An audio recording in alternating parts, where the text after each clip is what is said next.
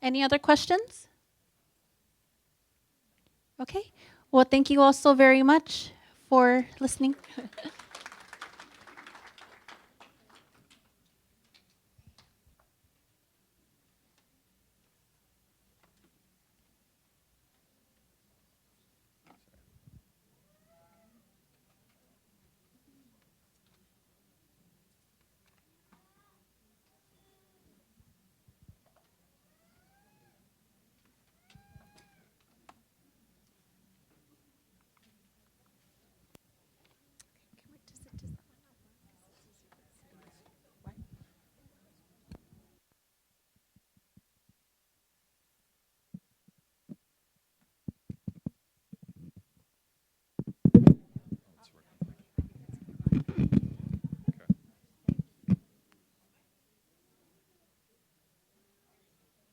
All right, everybody.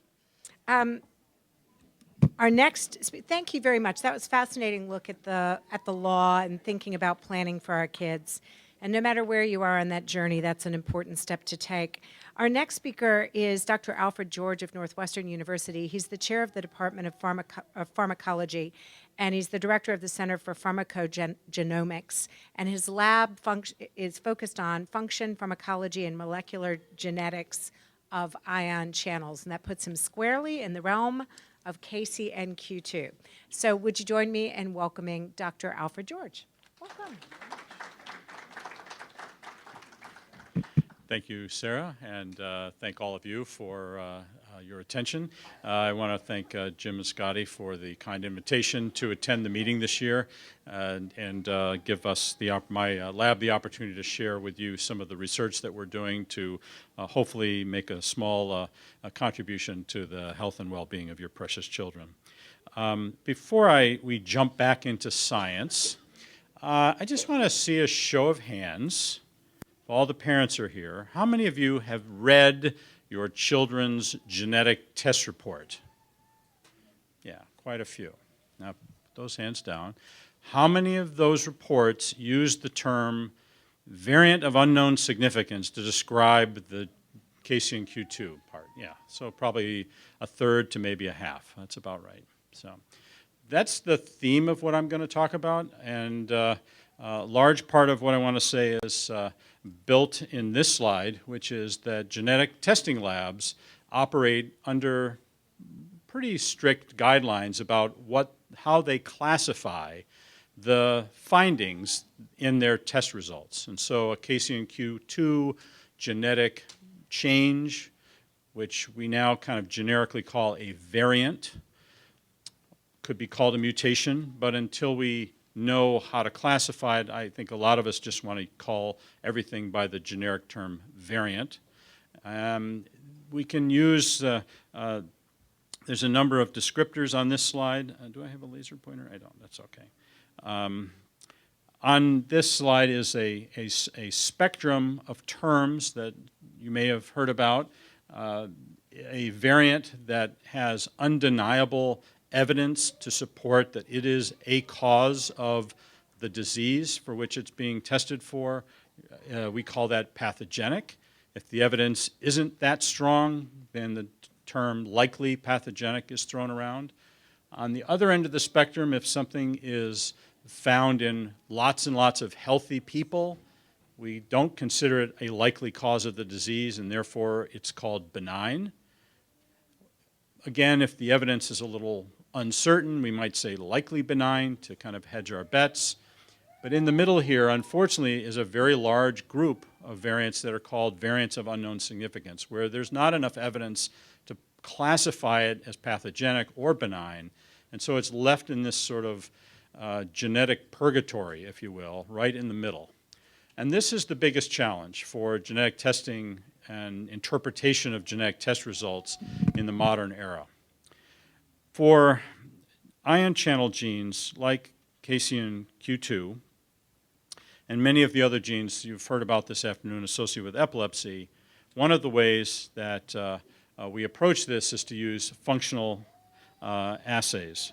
And I'm sorry, I've advanced the slide. The reason I put up this image of this article was to state that this set of guidelines, which is now pretty widely used, was the first time that a genetic body recognized the value of functional evidence to support how a variant is classified. And so the theme of my talk is, how do we get more functional evidence on KCNQ2 variants of unknown significance so that we can maybe reduce that burden in the middle and move variants one way or the other along this spectrum. So just this morning, I went on to an online National Institutes of Health supported database called ClinVar, and it's a repository for genetic test results that are accumulated and primarily from testing laboratories, both academic and commercial laboratories. This is somewhat volunteer, but they've all committed to donating their results, de-identified of course, but to try to start accumulating a central place where you can go and look up whether anyone else has seen a particular genetic variant in a gene of interest. And so in KCNQ2 right now, if I look at everything that's in there as of this morning, this is the pie chart. And this gray slice of the pie are all the variants in ClinVar that are classified as pathogenic, so it's a pretty good number. Orange is likely pathogenic. On the other side of the wheel is benign and likely benign. And then there's about a quarter or so for which they're called variants of unknown significance, the blue color. And right next to it is what's called conflicting interpretation, where people have different ideas about it. So they might as well be a variant of unknown significance. Now this is all of the variants. Now this is all kinds, and some of these are probably irrelevant to KCNQ2 associated epilepsies. But if we look at the really difficult subset, these are the variants that we call missense, where the change is a single letter in the code, and that results in a change of one amino acid in the entire protein. And of all those, there's about almost 400. And of those, about a third are variants of unknown significance. So not unlike the proportion of those of you who said your report said VUS. So now the question is, how do we deal with that? So one strategy, and historically in the ion channel disease field, what we call channelopathy field, the strategy has been to use some tools that were developed for neuroscience and pharmacology that are based on electrophysiological measurements of ion channel activities in some kind of cell that you can keep in the laboratory. And this is a little picture of my lab at Northwestern where there's people hovering over these complicated instruments. They were posing, they weren't really doing any work, but they're working hard at posing, and each of these units here represents a workstation devoted to doing what's called patch clamp recording. And that's jargon for doing this sophisticated electrophysiological measurement in which one takes a cell, as illustrated by this, what looks like a fried egg, and that cell has been given the opportunity to turn on an ion channel of interest. Usually we take the human gene and we cram it into the cell, and the cell begrudgingly turns on the gene and the channel is made and becomes active. And to record the activity of that channel, we take a very small glass capillary tube and stick it on the cell with an electrode attached to it, and we can make measurements of very, very tiny electrical currents, billionth of an ampere kind of currents. And we learn a lot by doing that. And this has really paid the bills in lots and lots of laboratories for years and years and years, and it's really set the stage for everything we understand about many of these ion channel mutations associated with epilepsy, including KCNQ2. But nowadays, when there's hundreds and thousands of genetic variants, this technique, which is very slow, tedious, requires sophisticated people that don't always just pose for pictures, but really do hard work. It's just too slow.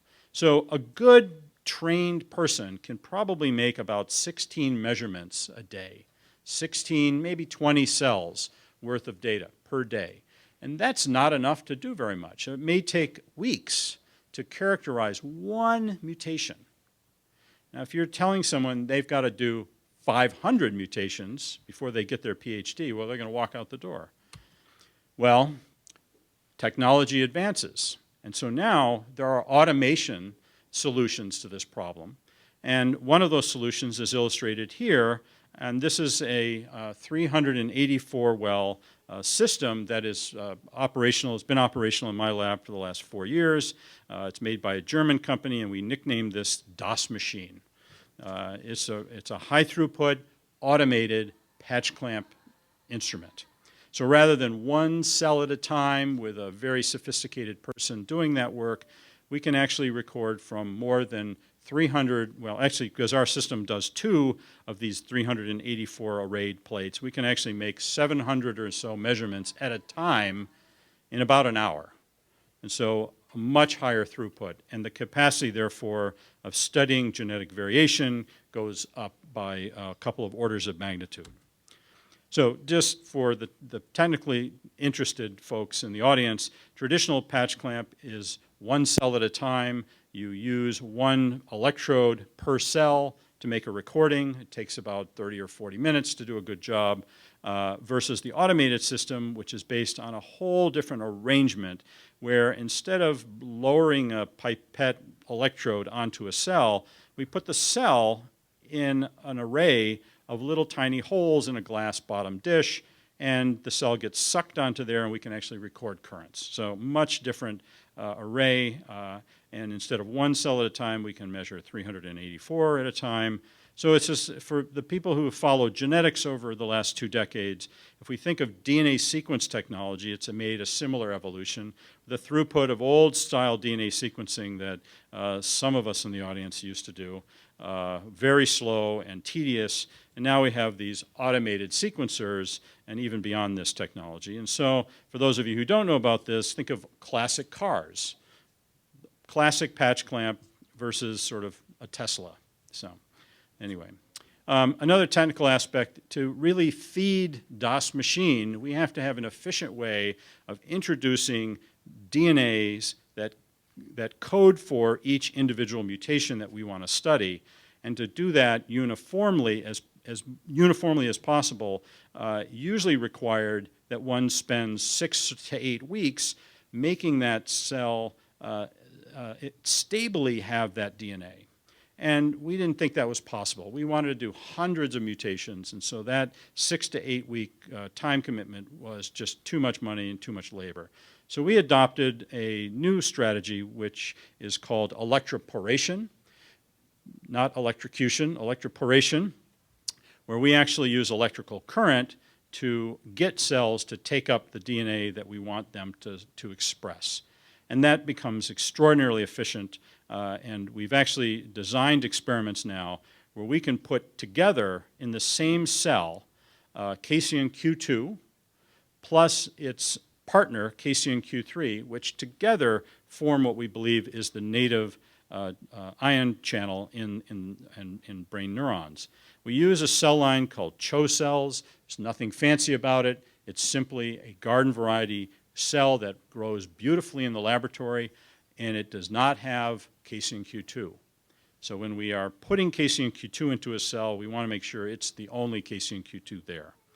And so to measure the efficiency of this process of electroporation, we use flow cytometry. And again, this is just an illustration for the people who want to know this, is we get upwards of 90+% of the cells effectively express KCNQ2 plus KCNQ3 so that we can actually reliably use this automated technology.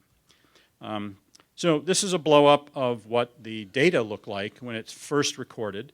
And this is an array of signals coming from a 384 well plate. Some of these little squares, each square represents a well, and each well has a cell. So each of these individual traces is coming from a single cell in this plate.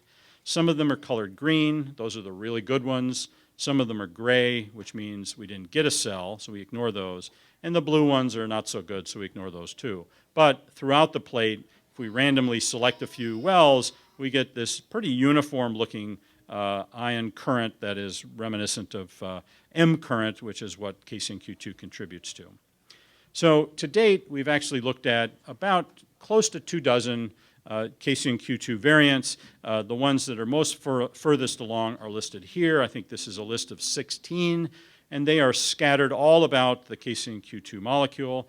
These have kind of been our training set. We're trying to learn how most effectively and most accurately study the functional properties of KCNQ2 variation and compare that to what's been done by other people. In some cases, these are variants that have never been seen before, and so they're unknowns, but we also have a few in there that have been well studied. For example, T274M, which is present here in this region of KCNQ2, is essential for making KCNQ2 a potassium selective channel.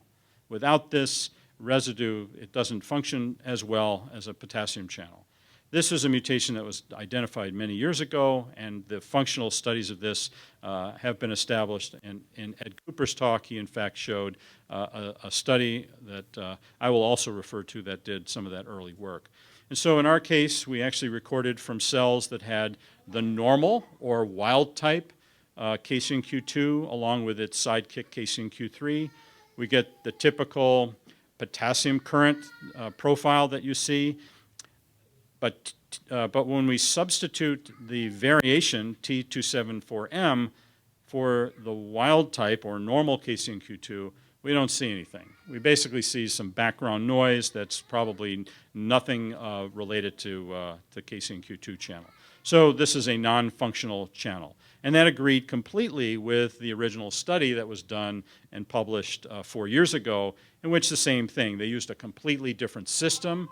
They used frog oocytes to do this study, but the same result. They got a large, robust current for KCNQ2, the normal channel, but when this mutation was present, nothing.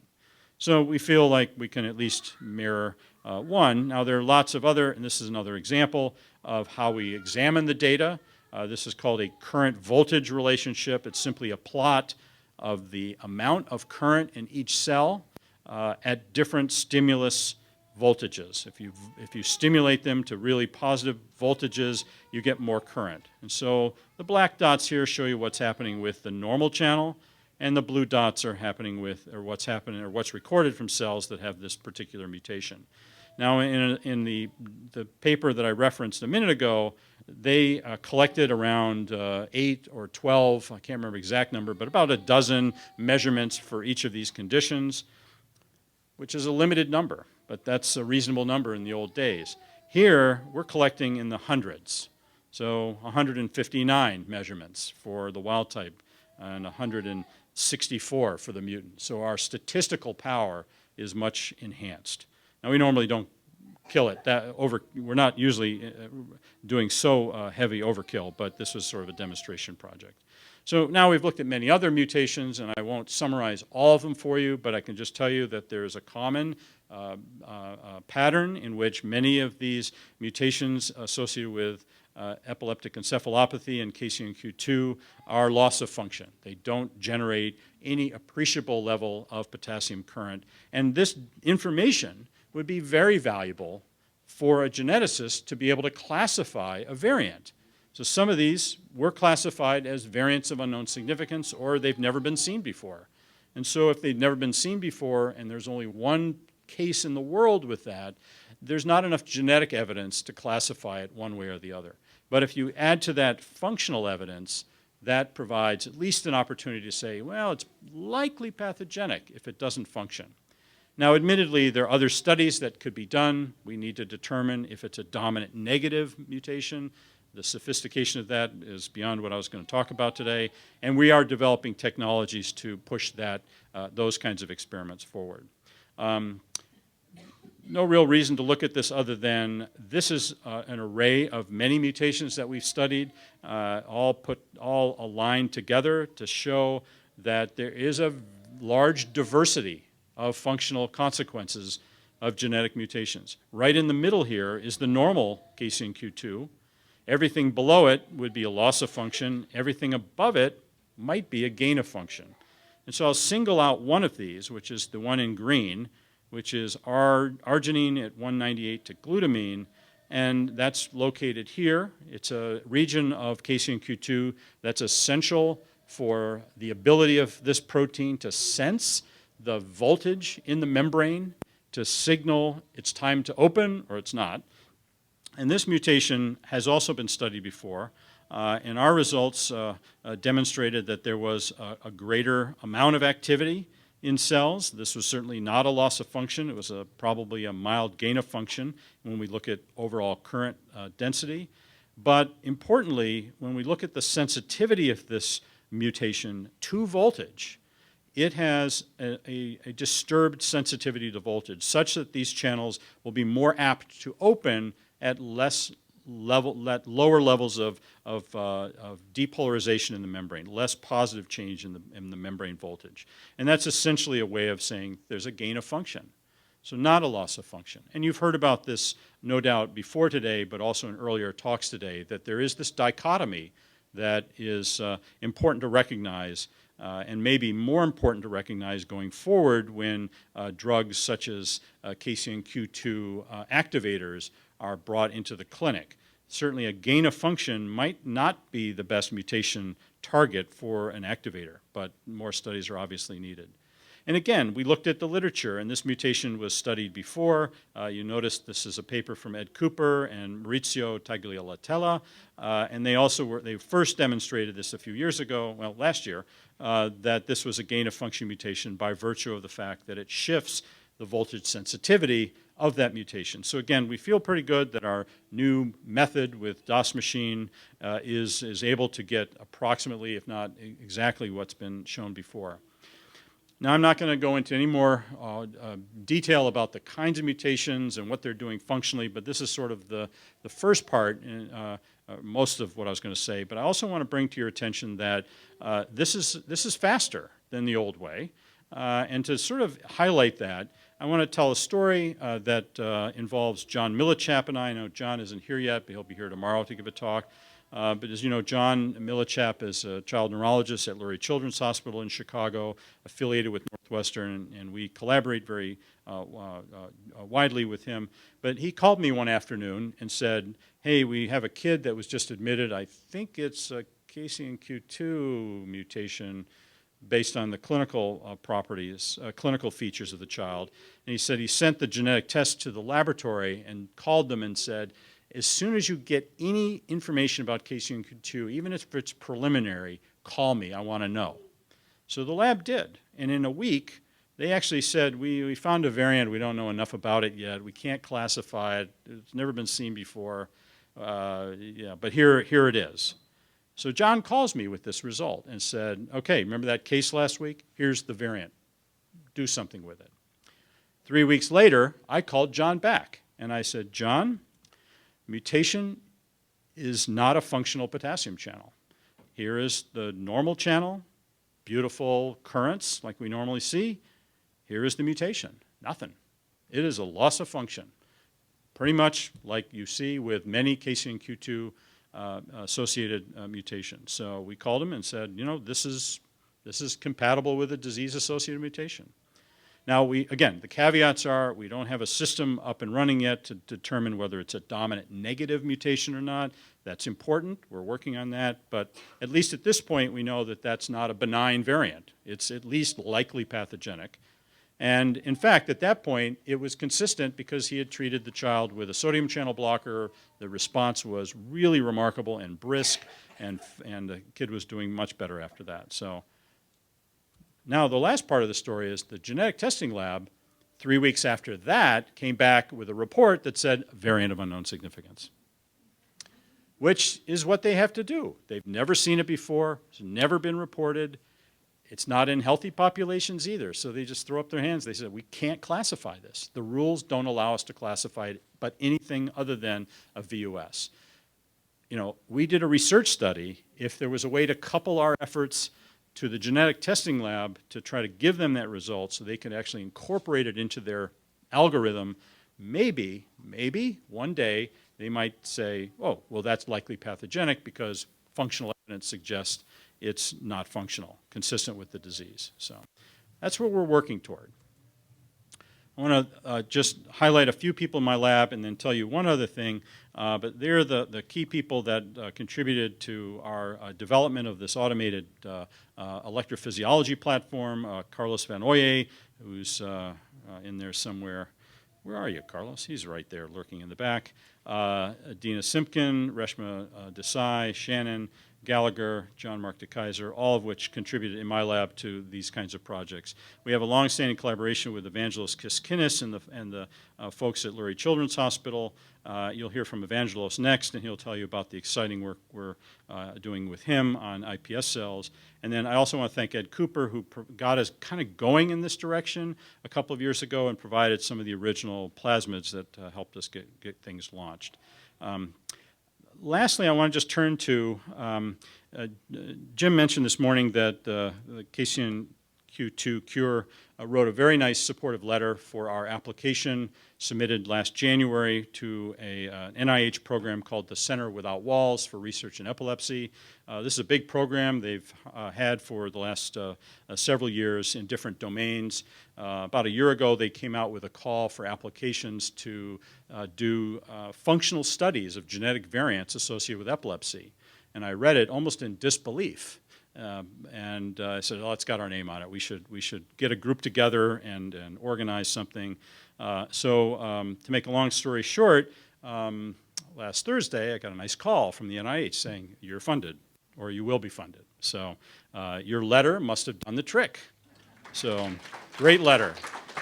But anyway, just briefly, our focus is going to be on channelopathies. And what we're mainly looking at doing is studying those voltage-gated potassium and sodium channel genes that are highly prevalent in early childhood onset epilepsies. Here's the list. I put KCNQ2 and Q3 at the top. That's going to be kind of our high priority in the first year. We think we're ready to do a large-scale study of maybe a couple hundred variants of unknown significance in this gene. We certainly have enough work ahead of us to do. There are other potassium channels and then a slew of sodium as well that are of interest to us. So we have a team put together, we have several teams put together that are going to be attacking this problem, first by looking at what variants are out there, what should be prioritized for doing kind of functional studies. We'll do a large-scale functional analysis in over 5 years. We hope to maybe get close to 1,000 genetic variants. I get nervous when I say that out loud, and when people in my lab hear that, they go, he must be off his meds again. It's just, can't be talking crazy like that. But I think we can do it. And then we're also going to couple that with some advanced cellular models that you'll hear about next, and also mouse models. Here are the major institutions that are participants. There are 5 academic institutions and schools of medicine, Northwestern, Baylor, the Broad Institute, Indiana University and University of Connecticut, a couple of freestanding children's hospitals, the aforementioned Lurie Children's Hospital of Chicago and Children's Hospital of Philadelphia, and the Cleveland Clinic, where one of our investigators is now moved, and then 2 companies, Q State Biosciences, represented here at the meeting by Owen and Graham, and GeneDx, one of the largest genetic testing companies. And so I have a lot of people to thank, but this has been a big team effort. Of course, I want to thank the Cure, KCNQ2 Cure for their letter and their support, and certainly Ed was a big factor in getting this over the goal line, and my other colleagues that I've mentioned.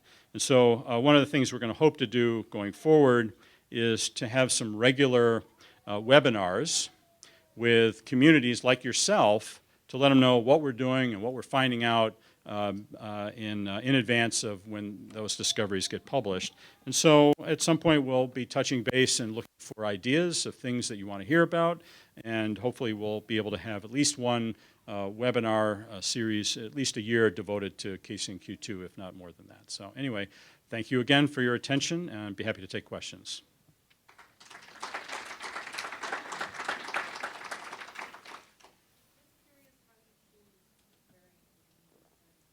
Yeah, No, it's a very good question. Which variants will we choose, and how will we choose that? So one part of the grant we built was a whole group of people that are in charge of prioritization of variants. And then when we generate functional data, we'll give it back to them, and they'll make decisions about how to classify it. And then the coolest thing is they're going to put the data in ClinVar so everybody can see it. So how do we choose? Well, again, we've created a group of geneticists and genetic counselors and other people, content experts at Cooper for KCNQ2, and they're going to think very careful thoughts about what are the highest priorities. So probably, recurrent variants that show up in multiple people, variants that are associated with unique clinical features. That could include unique responses to drugs. But to be honest with you, we have capacity to do so many that I think we're going to try to do as many as possible so that prioritization won't be such a big deal. But anyway, there has to be some prioritization because we don't have unlimited funds to do everyone.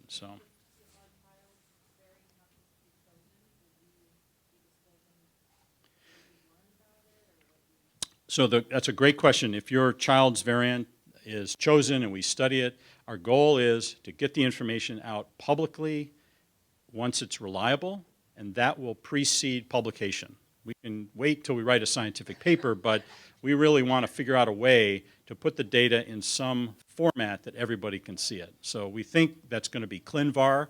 It's a publicly accessible database. You can look up a gene and then scroll down and find a variant of interest. We're hoping to stick in there the functional results in a way that is accessible to as many people as possible. So at this point, that's our strategy. We're hoping we will also have a website devoted to this center that may also have links to those websites so one could actually go to our portal and maybe navigate quickly to a point of interest. And so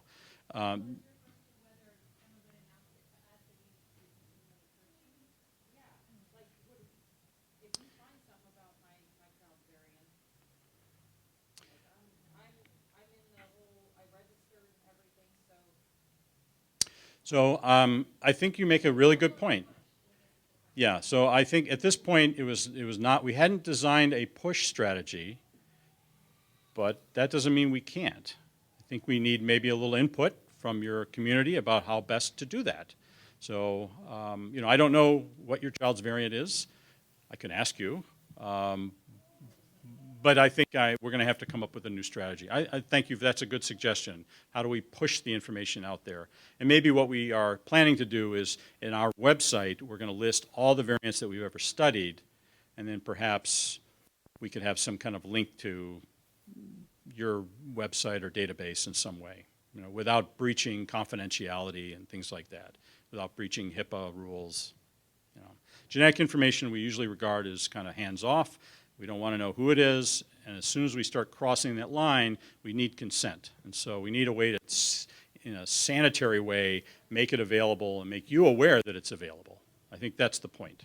Right? So, okay, we will definitely think about that. Yeah. Ingrid.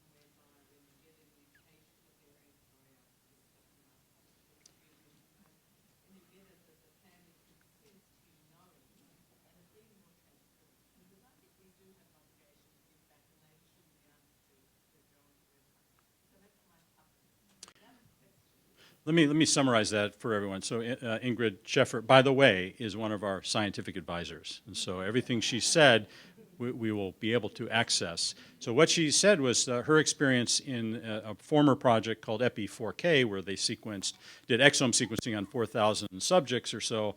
They stuck by this same rule that they didn't want to breach confidentiality and kind of held the data, didn't push it out. And she thought that was a mistake. And so I think, one of our scientific advisors for our center, we look forward to her input, and I think this is a great topic for us to really wrestle with. Now you had a question.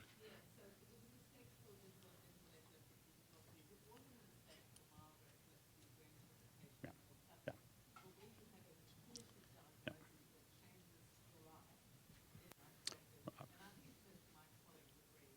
Good. Okay.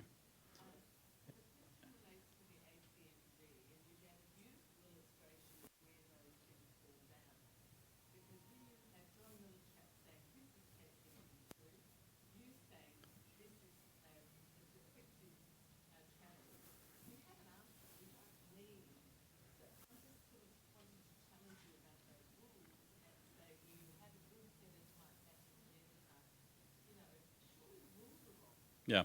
So what she's saying, the second slide I showed, other than my title slide, was the American College of Medical Genomics has this scheme, this algorithm with rules how to classify variants. And Ingrid is pointing out very nicely that when a clinician says, I think this is diagnosis X, and the laboratory functional study says it's consistent with that, why do we need the rules? Well, I mean, I kind of like it all to agree with one another, and so I think because the next time that variant shows up, maybe the clinical diagnosis isn't as strong, and maybe there's nobody there who can interpret functional studies, and so then it becomes sort of, we don't know what it is. So that's why I think it is important for us to play in that space and facilitate use of those rules with as much information as possible, so that the next time it's seen, someone can call it likely pathogenic. So, Ed had a question. I'm going to make another comment. Comment. So I apologize, but I think one of the problems we face moving forward, and maybe my first comment is to thank Dr. Ford, because we can't thank him enough as a community for bringing us to over the finish line with this really 5-year effort to have an NIH funding center